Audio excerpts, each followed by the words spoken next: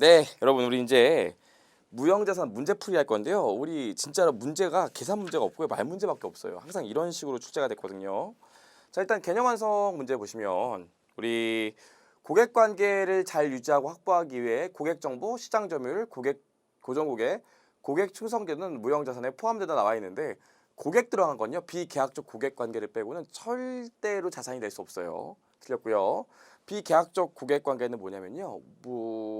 만약에 저희 해커스 금융에서 변호사 시험 가리키는 학원을 연대요. 그럼 제일 중요한 게 뭐냐면 변호사 시험을 공부한 로스쿨 학생들 연락처거든요. 광고를 그냥 아무데나 막 할 수는 없으니까. 지금이야 그게 금지지만 옛날에는 그래서 학원이 새로 생기게 되면 그쪽 분야에서 1등, 2등 하는 학원한테 돈을 주고 고객 목록을 사왔다고요. 지금은 쉽지 않죠. 이런 것들을 비계약적 고객 관계라고 해서 비계약적 고객 관계에 의해서 고객 목록을 교환한 경우 아니고는 고객과 관련해서는 절대 자산이 될 수 없어요. 두 번째 보시면 무형자산을 창출하기 위한 내부 프로세스를 연구 단계와 개발 단계로 구분할 수 없는 경우 그 프로젝트 관련 기출은 모두 다 연구 단계로 보죠. 아시죠? 연구 단계와 개발 단계를 구분할 수 없는데 개발 단계에 넣으면 자산의 인수요건을 충족하면 자산으로 들어간다고요. 그건 안 되겠죠. 다 틀린 얘기고요. 좋아요. 무형자산의 상각 기간은 관계법령이나 계약에 정해진 경우를 제외하고는 20년을 초과할 수 없습니다. 예상외로 저희 시험 말 문제로 10년을 초과할 수 없다 뭐 이렇게 나오는 경우가 있는데 20년이에요.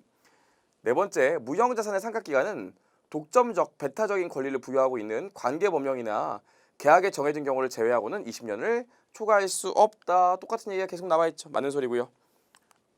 5번 보시면 무형자산의 상각은 무형자산을 사용 가능하게 단 시점부터입니다. 취득하는 시점부터가 아니에요. 저한테 또 물어보시는 게 선생님 무형자산을 사용 가능하게 된 시점이랑 사용하는 시점이랑 차이가 구체적으로 어떻게 나요? 몰라요 저도.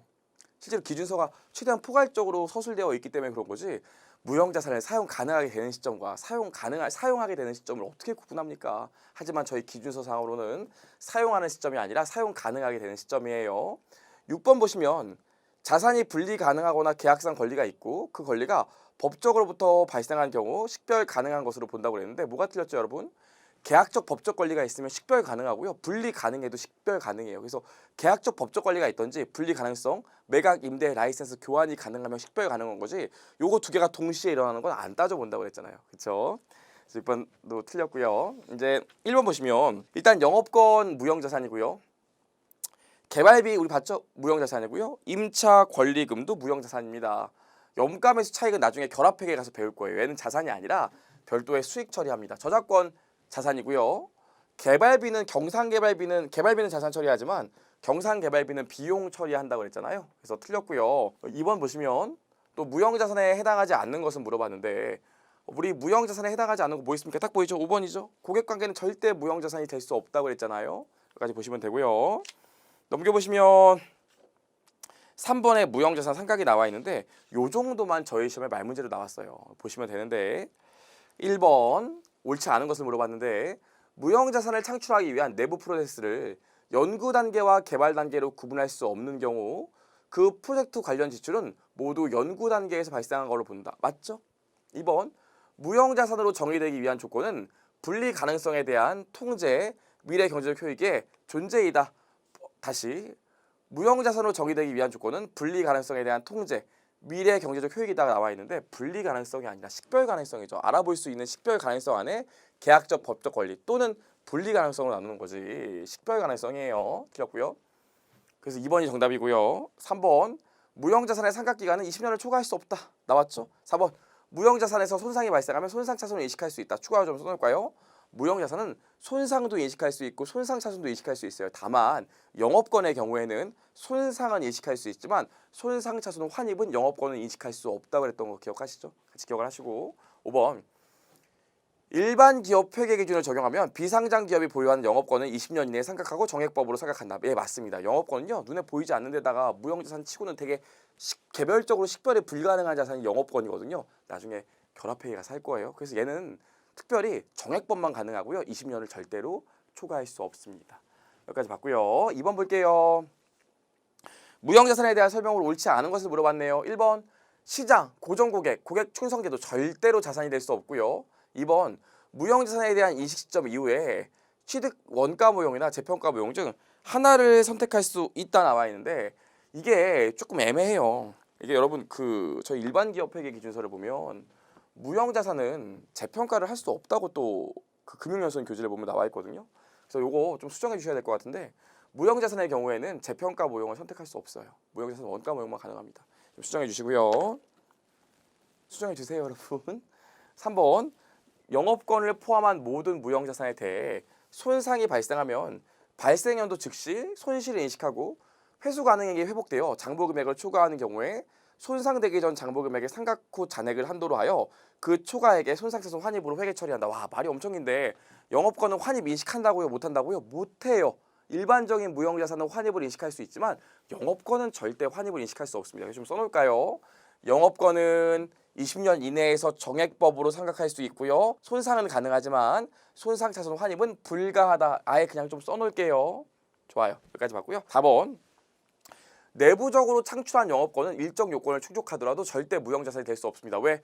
무형자산을 인식하려면 무형자산의 정의를 만족하고 미래 경제적 효익의 유입 가능성이 높고 자산의 원가를 신뢰성 있게 측정할 수 있어야 되는데 내부적으로 창출한 무형자산, 해커스 같은 경우에는 해커스라는 브랜드 같은 경우에는 이 자산을 취득하기 위해 원가가 얼마 들어가 있는지 알 수가 없어요. 그래서 절대 안 된다고 그랬죠. 5번 무형자산은 상각기간이 또 나왔네요. 독점적 배타적인 권리를 제외하고는 20년을 초과할 수 없죠. 눈에 보이지 않는데 어떻게 20년을 초과해서 상각을 합니까? 봤고요. 우리 이제 3번 볼게요. 무형자산에 대한 설명으로 옳은 것은 물어봤습니다.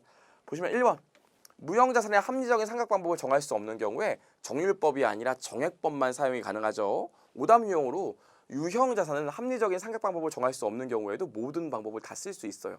무형자산만 합리적인 상각 방법을 결정할 수 없다면 정액법을 사용합니다. 2번 자산이 분리 가능하거나 계약상 권리가 있고 그 권리가 법적인 권리로부터 발생한다면 식별 가능하다고 본다. 뭐가 틀렸나요? 식별 가능하면 분리 가능하기만 해도 식별 가능해요. 배약적 법적 권리를 같이 따질 필요가 없다고 그랬잖아요. 똑같은 말이 반복되고 있죠.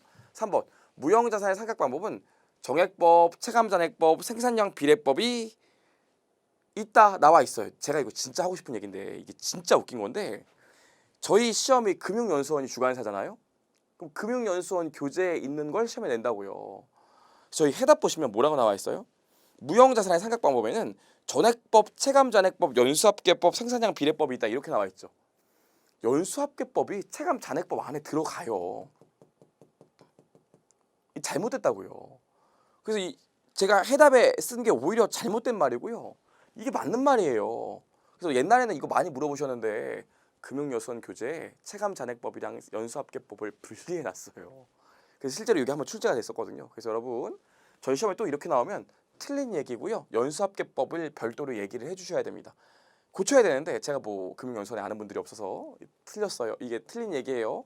해답처럼 금융연수원 교재에는 생산량 비례법이 별도로 나와 있습니다. 구분하시고요. 4번 무형자산의 공정가치 또는 회수가능액이 증가하면 상각액은 공정가치 또는 회수가능액을 기초로 한다 나와 있는데 아닙니다. 우리 기본적으로 여러분 자꾸 이러면 무형자산이 재평가 무형을 쓸 때 무형자산이 손상이 됐다면 그때는 얘와 얘를 기준으로 상각하지 않니 이런 얘기를 하는데 지금 그런 얘기를 하는 게 아니라 일반적인 얘기를 하기 때문에 일반적으로 무형자산은 최초 취득 원가를 기준으로 상각하고 상각 후 원가를 기준으로 상각하는 거지 공정가치나 회수가능액을 기준으로 생각하는 게 아니잖아요. 그래서 여러분들 저한테 이거 많이 물어보시는 게 저희 실제 기출문제인데 야 채평가 무형 쓰거나 손상이 되면 이런 것들을 기준으로 생각하잖아 라고 얘기하시는데 그 얘기하는 거 아니에요. 일반적인 경우 얘기하는 거지.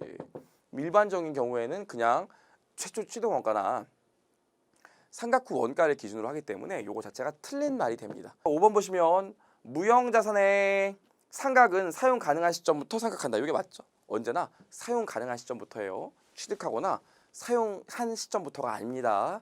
좋아요. 여기까지 해서 무형자산 봤고요. 이제 넘겨보시면 금융부채가 나오는데 우리가 금융부채의 가장 대표적인 예가 사채인데 사채를 배우기 전에 금융부채가 나와 있거든요. 그럼 금융부채는 여러분 별게 아니라 조건이 두 가지가 있어요. 금융부채가 되기 위한 조건이 두 가지가 있는데 조건 두 가지가 뭐냐면 계약에 의해야 돼요.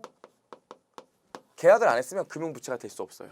그 두 번째로 현금이나 또는 금융 자산을 이전해야 될 의무가 있어야 금융부채예요.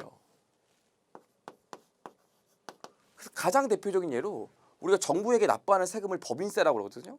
이 법인세와 관련된 부채는 절대로 금융부채가 될 수 없어요. 왜냐하면 정부랑 계약한 적이 없거든요. 그래서 우리 요거와 관련해서는 우리 법인세와 관련된 부채는요.